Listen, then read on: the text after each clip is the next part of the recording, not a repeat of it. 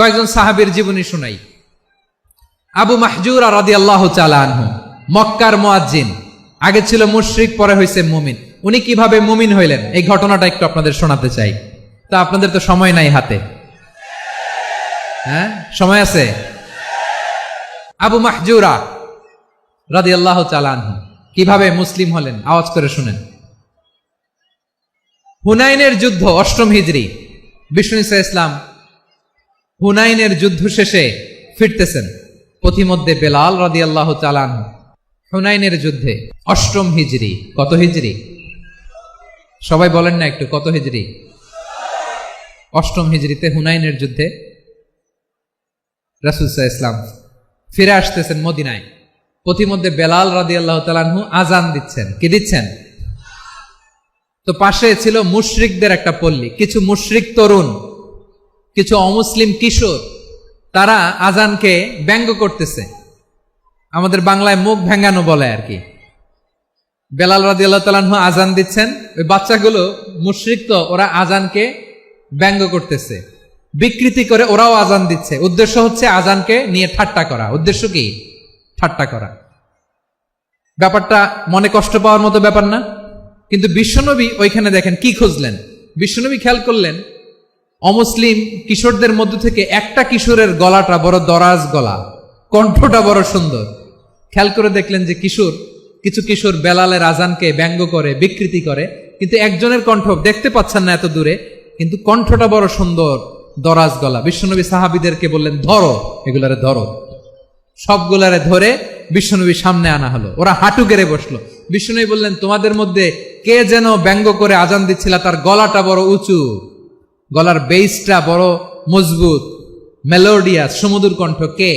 আবু মাহজুরা বলে, আমার বন্ধুরা সবাই আমার দিকে আঙ্গুল দেখায়, আমি পড়ে গেছি বিপদে। রাসূল সাল্লাল্লাহু আলাইহি ওয়াসাল্লাম বাকি অমুসলিম তরুণদেরকে ছেড়ে দিলেন, বললেন তোমরা যাও। এবার আবু মাহজুরারে পাইছে। আবু মাহজুরার চুলের মধ্যে হাত দিলেন বিশ্বনবী, মাথায় হাত দিয়ে বললেন, এবার আজান দাও দেখি।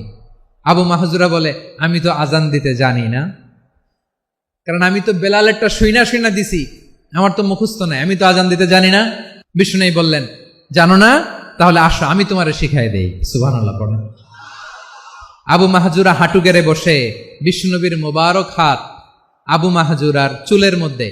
বিশ্বনবী আজানের মুআল্লিম আবু মাহজুরাকে বলতেছে, ঠিক আছে তোমারে শিখাই দিচ্ছি, আমি যা যা বলবো আমার সাথে সাথে বলো, পারবা? আবু মাহজুরা বলে, পারবো। বিশ্বনবী আজান দিচ্ছেন, মাথায় হাত দিয়ে আল্লাহু আকবার,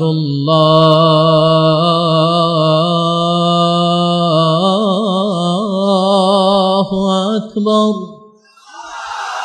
আবু মাহজুরা এই বাক্যটা পড়লেন। বিশ্বনবী দ্বিতীয় বাক্য পড়তে আরম্ভ করলেন,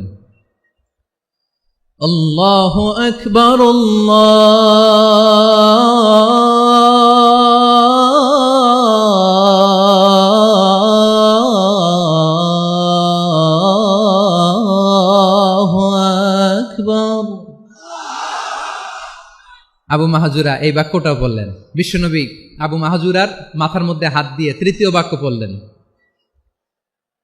আশহাদু আল্লা ইলাহা ইল্লাল্লাহ।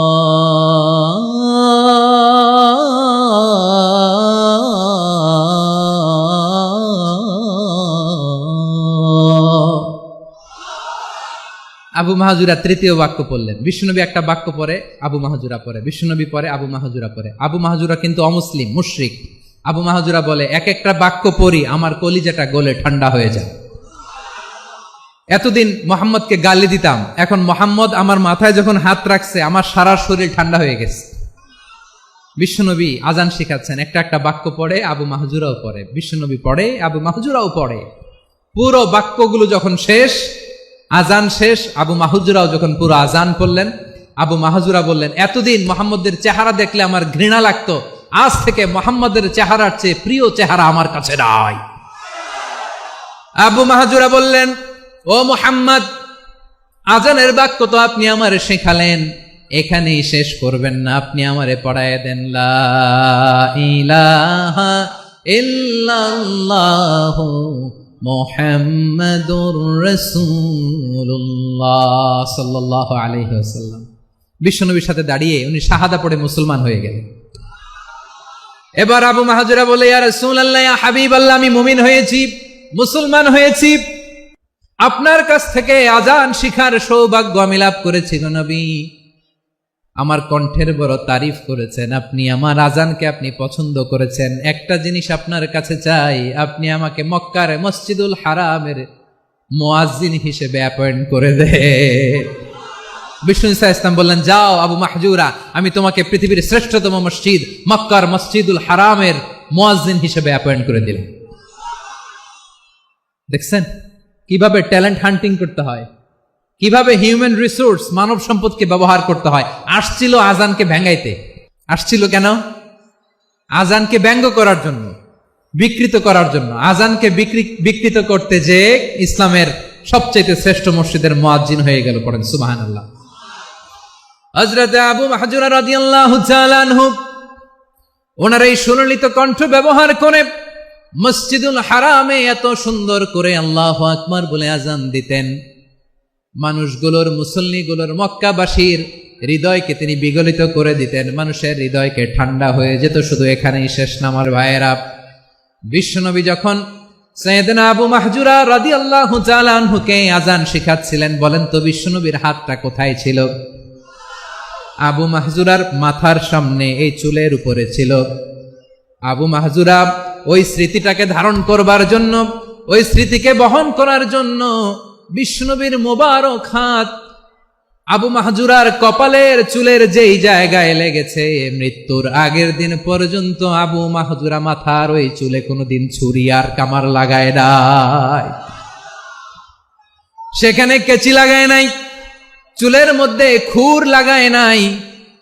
আবু মাহজুরা ডান দিকের চুল কাটতো, বাম দিকের চুল কাটতো, পেছনের চুল কাটতো, সামনের চুল কাটতো না।